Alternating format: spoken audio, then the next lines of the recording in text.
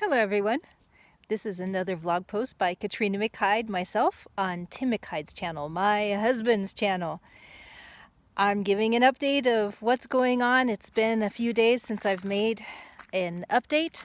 I'll show you the path that I'm walking today because I know everybody loves to see the paths. This is just a dirt road behind the house that I live in, and so I'm just doing a gentle dirt road walk today.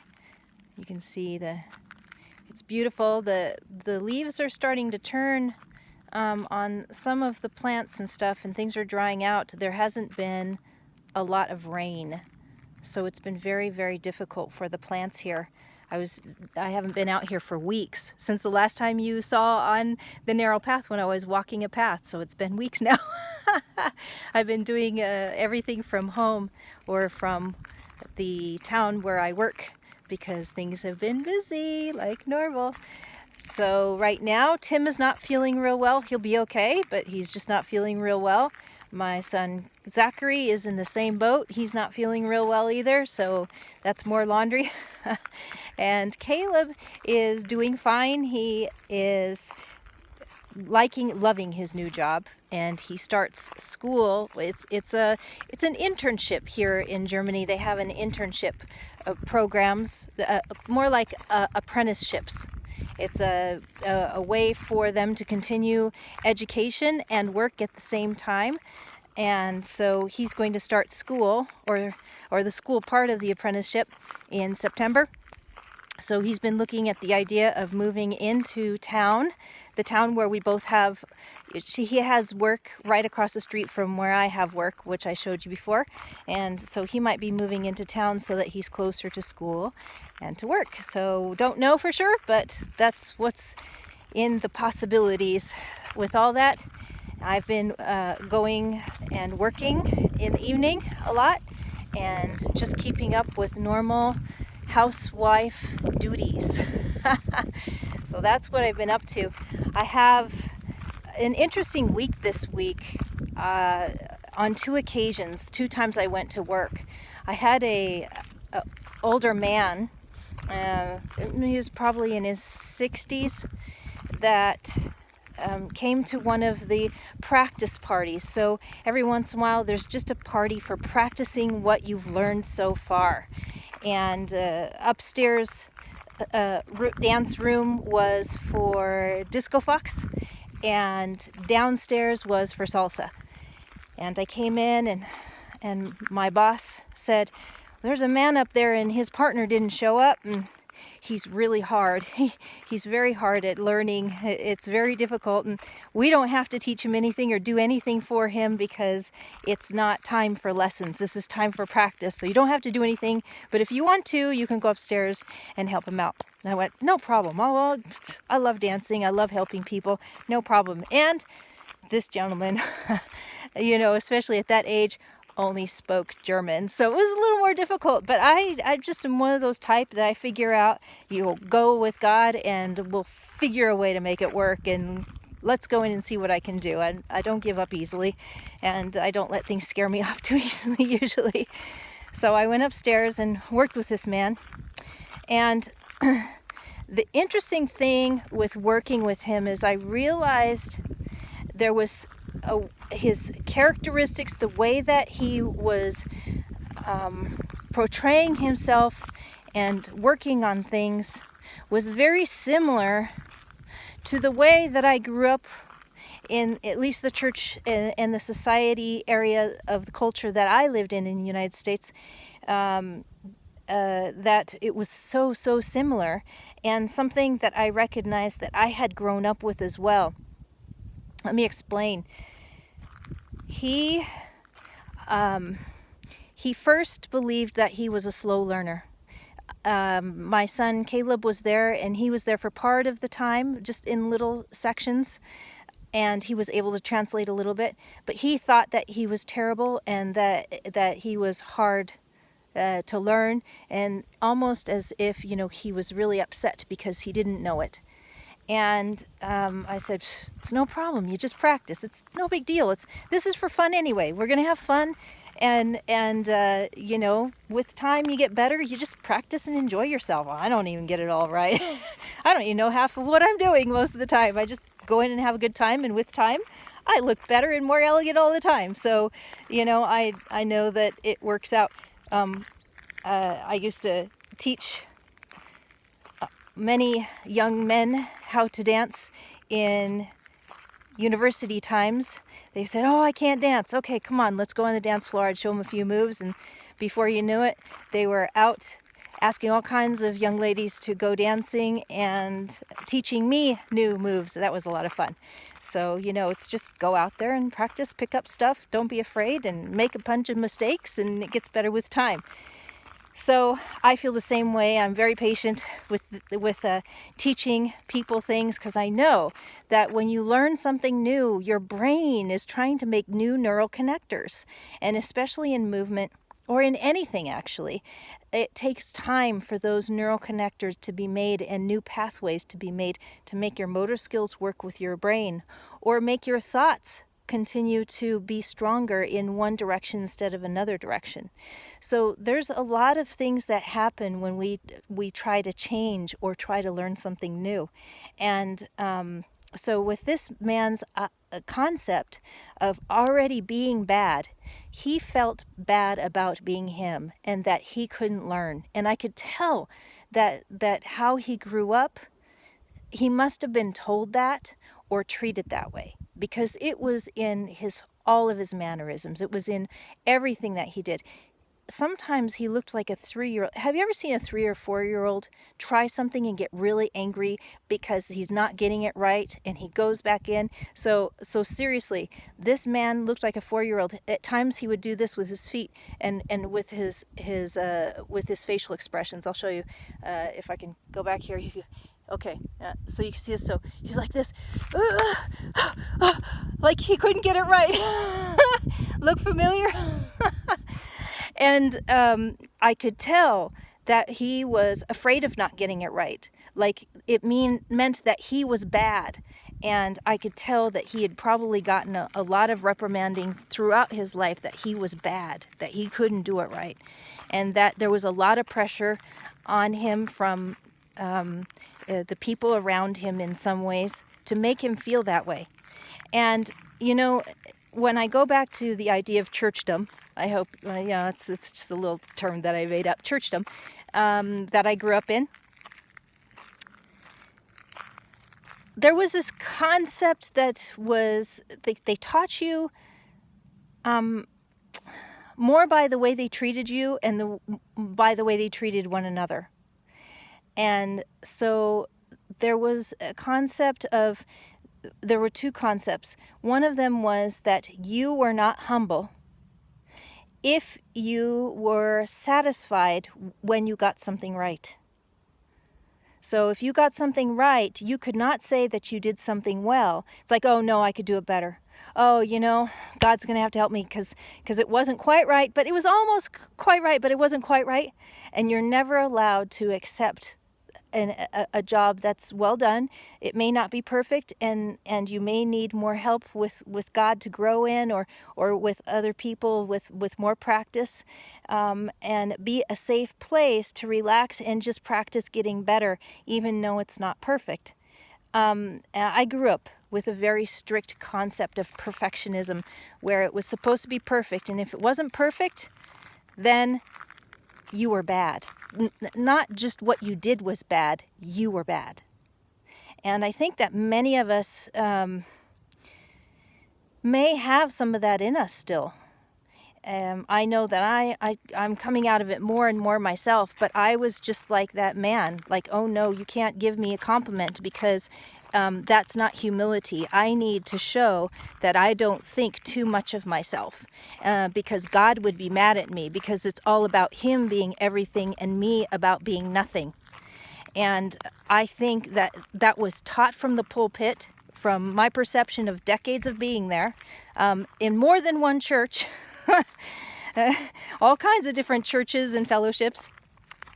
And I think it was also taught in my family dynamics and in my society dynamics. I believe that was taught from where I grew up.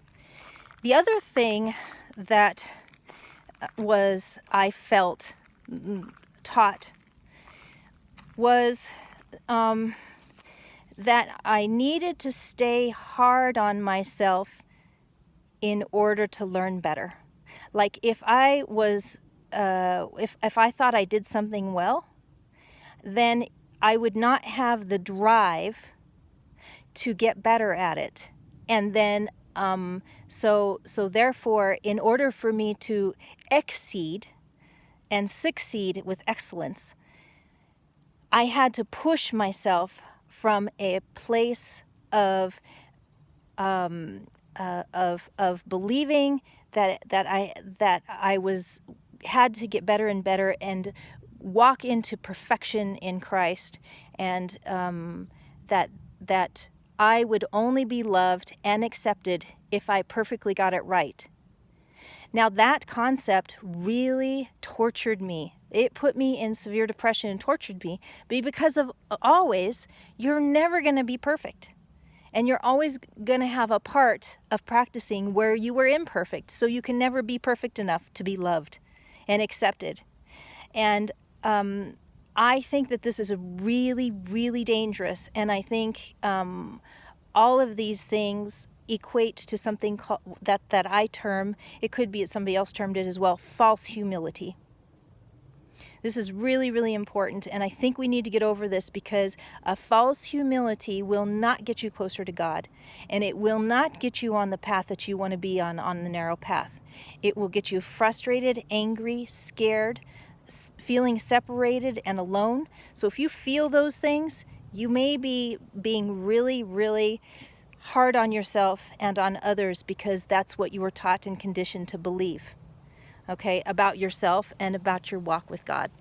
And so I want to talk about that a little bit. And I'll share a little bit more of how to re-perceive in true humility and what true humility is. Okay, true humility is about, right here, the heart of the willingness to learn and be teachable by a teacher, to practice and do the best you can. And if you mess up, it's okay. You can continue to practice. And you can say I'm sorry if you want, but you must, after you say I'm sorry, release yourself to continue to focus getting better. If you stay in a place of guilt about not getting it right, then you are distracted with all of that guilt and about how bad you are and how wrong you were, is plaguing your mind while you're trying to learn the new thing in front of you that you're not good at yet, that you're still practicing on getting better at yet. If you're trying to work on those things at the same time, it's going to slow down your learning. Like when you double task, when you multitask, when you have more than one task going on in your head, how easy is it to learn, right? So if you go into a classroom, any classroom, I'm sure that most of you have been in a classroom of some sort, right? And you consider the different students there. The students that are distracted by many things all the time, how well do they learn? The students who are down on themselves and don't think well of themselves and think that they can't do it very well, and they might partly try just to get something done and make everyone happy to be left alone, but how well do they learn? Satan loves you to be in those spots.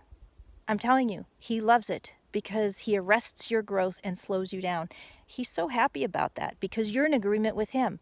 He wants you to believe you're bad, not good enough, can't ever get it right, can't be perfect enough to be loved, and have to stay in guilt to stay humble so that God might accept you if you're humble enough. That's a lie. It's just a bald-faced lie. Because our Father, all he wants is for us to be teachable on how to love better, loving him with our whole heart and believing he's a perfect good teacher. Now, there's a saying that says that a good teacher, a good teacher will make a student great, right? So if you are putting down, you think that you are so thick and so stupid that you can't learn anything, then you're focusing on you and your weakness instead of on him being such a great teacher that it doesn't matter what you think your handicaps are. It doesn't matter how bad you think you are. It's impossible to stop a great teacher. It's impossible to stop a perfect teacher. It's impossible. Now, God believes all things in us because he can. He knows where we're at, and he knows what we're capable of. And he doesn't expect us to be perfect at anything. He expects us to be willing to practice, loving, practice being better at things. Doesn't matter what it is. It can be anything from learning to dance, like I teach dancing, to learning how to be more gentle and kind to the people in your household, to cooking, to doing your job better, to letting go and forgiving people. All these things, we're just children learning.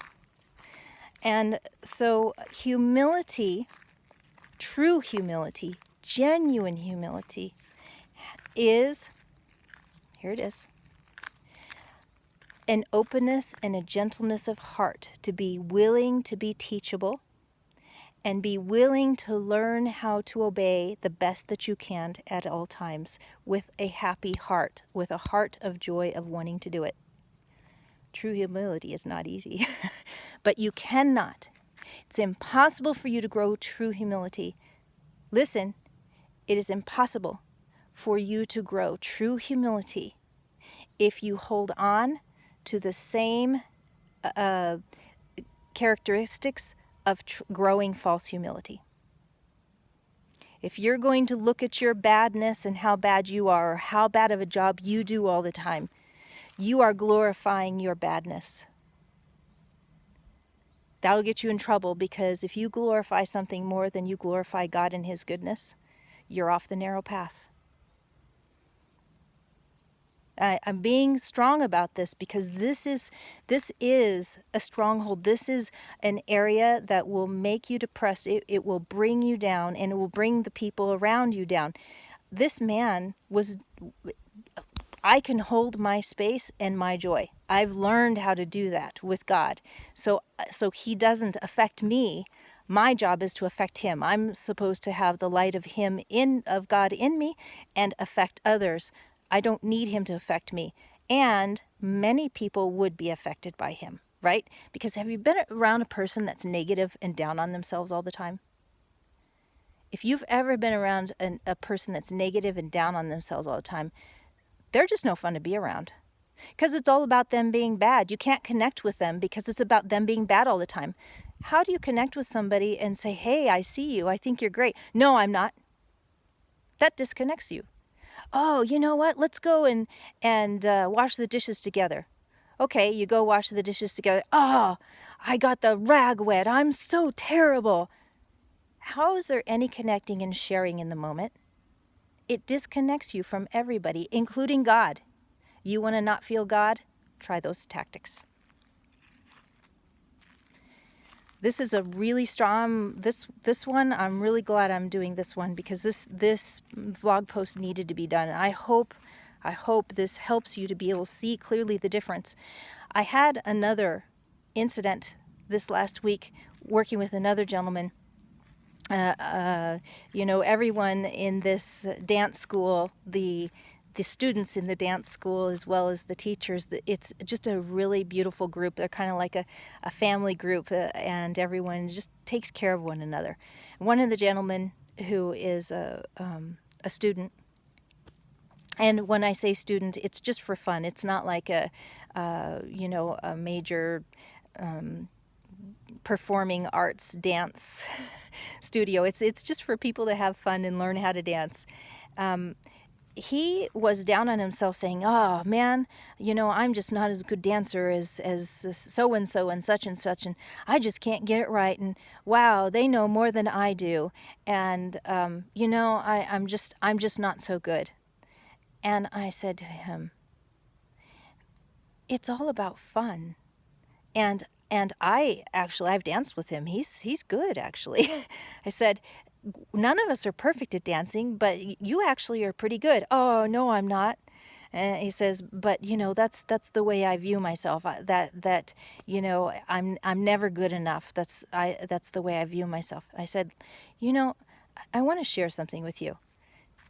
You know that when you say that about yourself, you're saying that about my friend, because he's a friend to me. You're saying that about my friend. He said, I never thought of it that way. So I said to him, and I do this with people that start putting themselves down. Don't you treat my friend that way. You be nice to my friend. When you treat yourself bad, you are actually being mean and cruel to the people that love you, including God. It cuts you off. It makes a separation between the two of you. Again, it's about your badness. I want to share with who you are. When the Messiah came and he died, we talk about this. We were redeemed. Redeemed is a fancy word for bought back. We were bought back from slavery. We were bought back from sinning. We were bought back from a fallen world with a fallen ruler called Satan.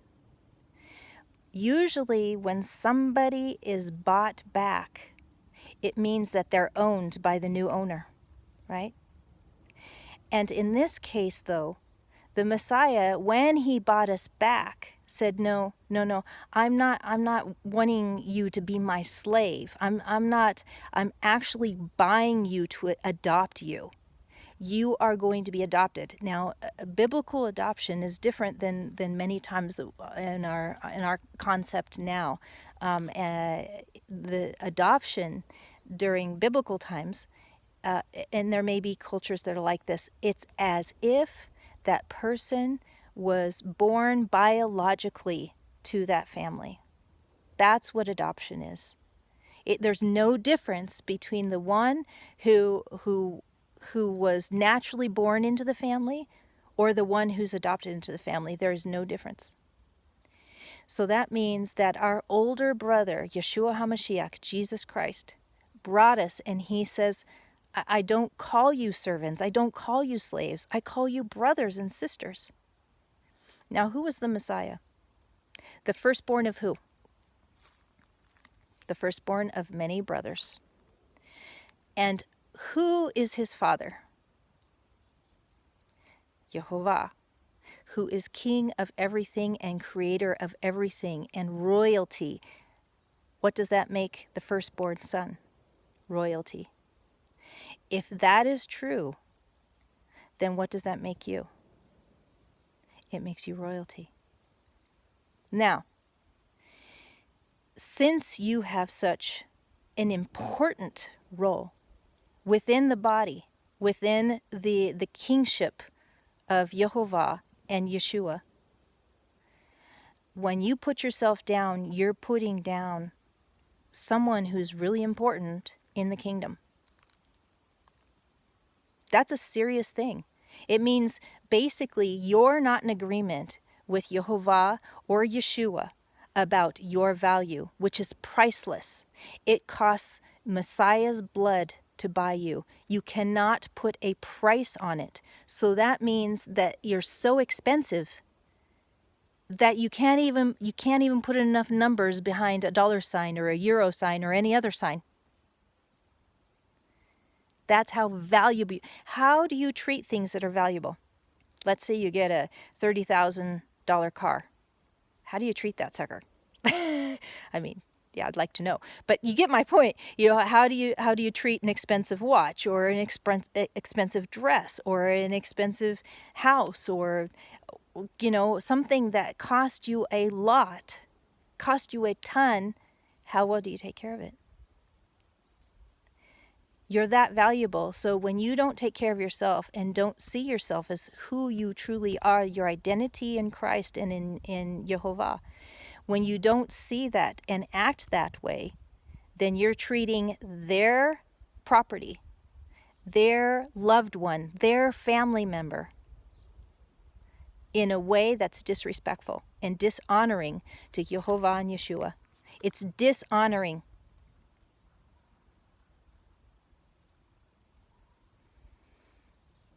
I'm angry at all the years that I lived in bondage because of this false humility thing that I was taught. And I'm sad to be able to see other people locked up and bound in this, to where they can't have a deep relationship with Father or with the Messiah. They have a head knowledge, but they can't have a heart knowledge and a trust with them and feel like they are of great value, that they're valued so much by Yeshua and by Jehovah, that he wants them to be free. You can be free. You don't have to be perfect. You have to be willing to be taught into perfection. That means relax. Just be a student that's willing to make mistakes. Say, I'm sorry, I really messed up. And here, you're forgiven. Okay, let's get back to the task. We're going to work on this together, and I'll help strengthen you to be able to get this task done. We're going to repeat and repeat, and you'll get better and better with time. Come on, just follow me and do what I do, the best that you can, and you'll get better at it. And let yourself just release your anger on yourself. I understand that was good that you felt guilt for not doing it right, that you sinned, you missed the mark, you didn't do it right. It's okay for a second to feel that and to know that you want to do better. That's fine. But then I want you to just release it, and I want you to focus just on the task at hand to do better, and focus on me. I'm your teacher. Don't focus on you. Don't focus on how bad you are. Focus on me.